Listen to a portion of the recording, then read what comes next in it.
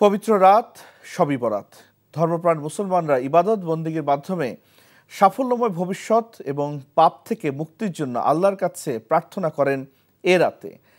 সারা রাত নফল ইবাদতের মাধ্যমে মহান আল্লাহর সন্তুষ্টি অর্জনে চেষ্টা করার আহ্বান জানিয়েছে আলেমগণ। নিয়ামুল আজিজ সাদিকের রিপোর্ট। কায় মনোবাক্যে মহান স্রষ্টার স্মরণে ব্যস্ত মুসল্লিরা। জাতীয় মসজিদে এমন একনিষ্ঠ ইবাদতে শামিল বিভিন্ন প্রান্ত থেকে আসা অসংখ্য মুসলমানরা।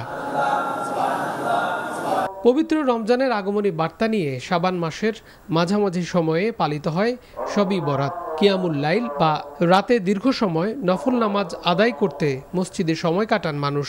আল্লাহকে রাজি খুশি করার উদ্দেশ্যে নামাজ, রোজা, নফল ইবাদত এগুলো করে থাকি। আল্লাহ রাব্বুল আলামিনকে হাজির নাজির জেনে আমরা সারা রাত আল্লাহকে রাজি খুশি করার জন্য ইবাদত করে থাকি।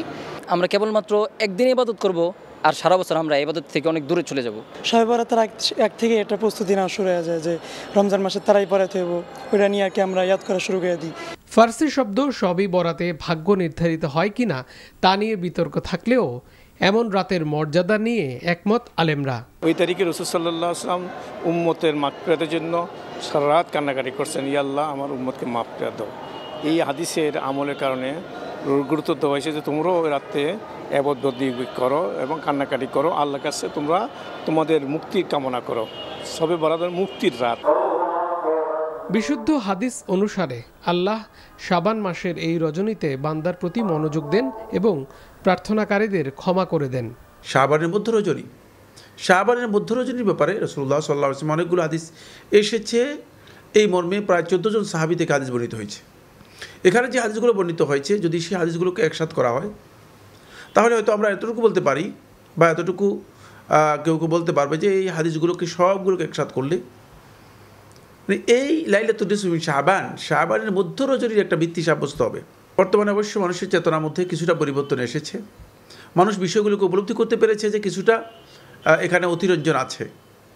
উৎসবের আমেজে রাজধানী সহ সারা দেশেই ধর্মপ্রাণ মানুষের চোখের পানিতে নিজেদের ভুল ত্রুটির জন্য সর্বশক্তিমান রবের কাছে ক্ষমা চান। সৌভাগ্যের রজনী কিংবা লাইলাতুল বরাত, যেটি মনে করা হয় রমজানের একটি পূর্ব সতর্ক বার্তা।